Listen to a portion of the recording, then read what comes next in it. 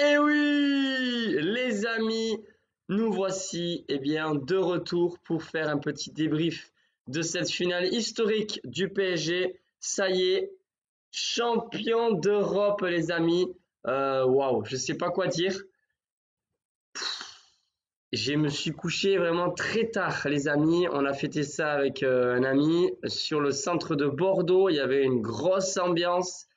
C'était du grand n'importe quoi pour certains, comme toujours. En tout cas, les amis, je suis vraiment ravi pour le PSG, pour notre pari aussi, puisque mon fameux pari cote à 41 est bien passé. Donc, pari validé. C'était le 9 janvier.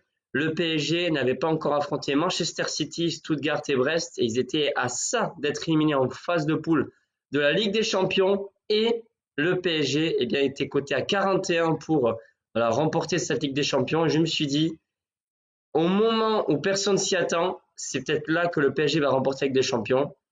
L'année où le PSG n'a pas de joueurs vraiment stars comme Lionel Messi, Neymar, Kylian Mbappé, etc., ils vont gagner. Eh bien oui, j'ai osé, j'ai misé 3 euros cote à 41. Donc voilà, cherchez, ça fait donc 123 euros de gain. 120 euros net, franchement, j'en suis un peu fier, oui, parce que c'est vrai que certains, m'avaient pris pour un fou, que ce soit, des collègues de travail, des proches, ou bien ici, des abonnés. Et j'ai même été surpris hier, puisque sur la vidéo que j'avais faite, pardon, pas hier, mais vendredi, plusieurs d'entre vous voyaient l'Inter gagner. Je me suis dit, c'est vrai que un club français en finale, dans un événement sportif, on a souvent été déçu. Voilà, c'est le moindre des choses qu'on peut se dire. Que ce soit la Coupe du Monde, l'Euro, un club français en finale avec des champions comme en 2020, le PSG. Enfin bref, tout ça pour dire que les gens avaient plus peur, j'ai l'impression, que un pronostic vraiment où ils se disaient l'Inter va gagner. Enfin bref, les amis, oui, le PSG obtient sa première étoile. Le gros pari qui passe, c'est génial. Mais maintenant, qu'est-ce qui va se passer du côté de la capitale? Alors oui, là, on est dimanche après-midi.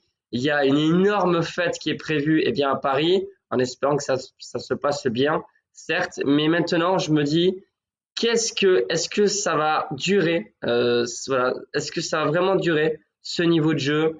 Je vais pas parler d'expérience parce que c'est vrai que la plupart sont jeunes, hein, la moyenne d'âge, on l'a dit, c'est 25 ans. Mais cette maturité, cette façon d'avoir vraiment envie, pas de marquer, mais de gagner. Et on peut le dire aujourd'hui, c'est le football qui a gagné tout simplement.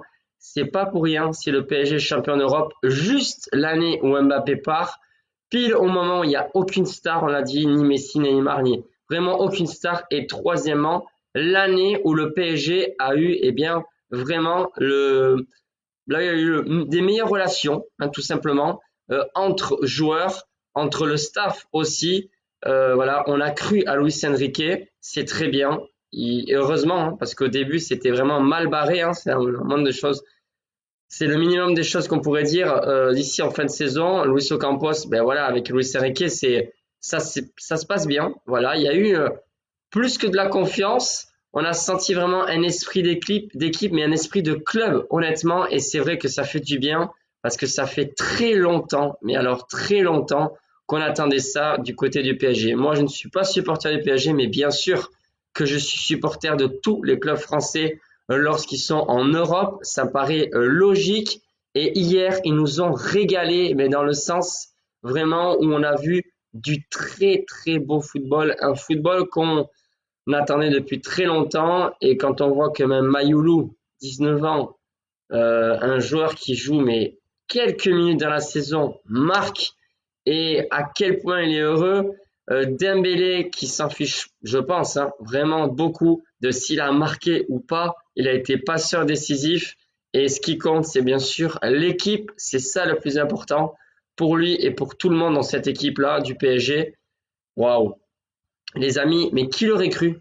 5, en fait, c'est une manita, quoi. 5-0 contre une équipe qui, quand même, il y a de l'histoire, hein. 3 Ligues des Champions. Ils ont éliminé le Barça, le grand Barça en demi-finale après un scénario complètement dingue. Ils mènent au score, mais ils se font remonter. Et là, on se dit, bah, le Barça, voilà, ils sont qualifiés, ils vont gagner. et l'Inter qui revient à la charge et l'Inter qui marque dans les dernières minutes de la prolongation. Ben, c'est un truc de malade, vraiment.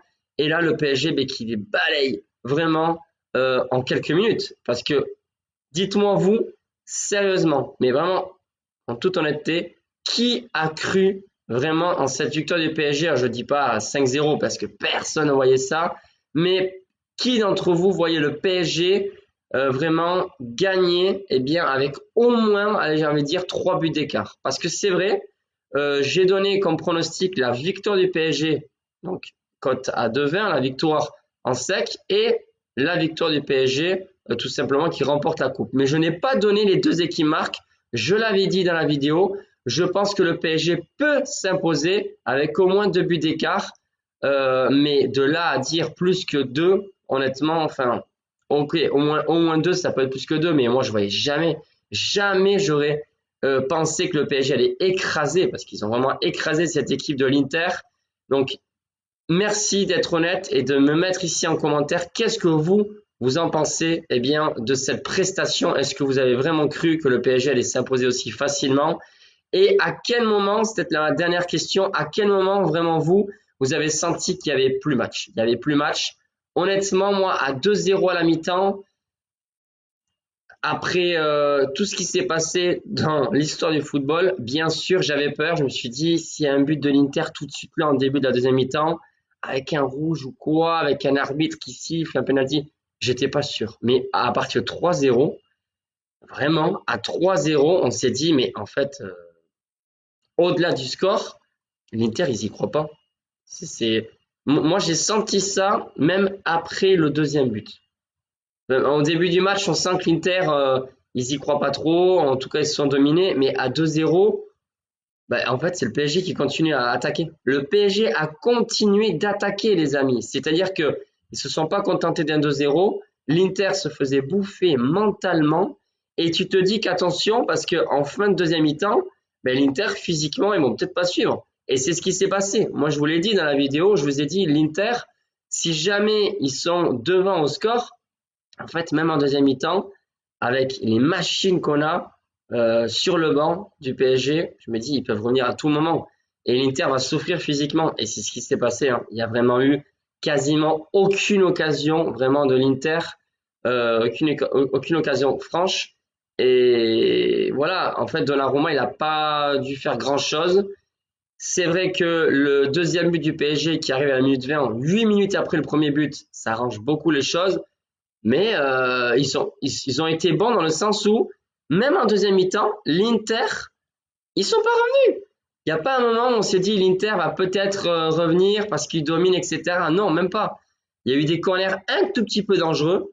Enfin bref, tout ça pour dire que le PSG a fait une finale splendide. En fait, on peut l'employer ce mot. Parfait. Une finale parfait. Vraiment, un match historique. La différence de niveau est sensationnelle, les amis. Et maintenant, voilà, qu'est-ce qui va se passer? Est-ce que le PSG va être dans la continuité sur la Coupe du Monde des clubs? Et j'ai même envie de dire, parce que c'est pas la compétition la plus importante, est-ce que l'année prochaine, le PSG va nous produire aussi un si beau football? Je pense que bien sûr, c'est trop tôt pour le dire, mais moi, personnellement, je pense que le PSG aura d'autres titres européens dans les prochaines années. Je vous dis pas pile poil l'année prochaine, c'est sûr d'ici 2 ans, mais honnêtement, ils sont très bons. Il y a un très bon état d'esprit et en plus, ils peuvent progresser. C'est ça le pire. Et en plus, ils sont très jeunes. Donc, l'énergie qu'ils peuvent produire sur le terrain, parce que le pressing, c'est impressionnant. L'envie, donc la motivation, elle est sensationnelle. Mais là, c'est presque de l'irrationnel, les amis, hein, quand même, ce qui se passe. On se dit que le PSG, ils sont intouchables, mais finalement, ils peuvent même progresser parce qu'il y a des victoires forcément qui a été pas des victoires faciles, hein, voilà, au péno quand même face à Liverpool, même si c'est déjà un exploit. Face à Aston Villa, attention, ils gagnent à l'aller, ils mènent 2-0 au retour, ils encaissent 3 buts, donc forcément ils peuvent progresser, mais s'ils progressent, ça va devenir une équipe imbattable. Ils vont battre des records. Attention au record du Real, 3 Ligues des Champions d'affilée. Enfin bref, les amis, j'espère qu'on va voir encore du beau football avec le PSG cet été. Bien sûr, vous pouvez continuer à me suivre ici sur YouTube parce qu'il y aura d'autres pronostics foot, tennis, bien sûr, en continu. D'ailleurs, j'ai parié pour cet après-midi et pour ce soir, un petit communion Roland-Garros. Je le poste juste avant les matchs parce que je pensais pas parier. Voilà. Mais les amis, comme toujours, hein, vous le savez, donc vous avez mon site damsprono.com, les groupes privés si vous voulez des pronostics tous les jours. Et donc, on se retrouve très très vite, les amis, pour d'autres pronostics. Bye. Profitez bien de vos dimanches.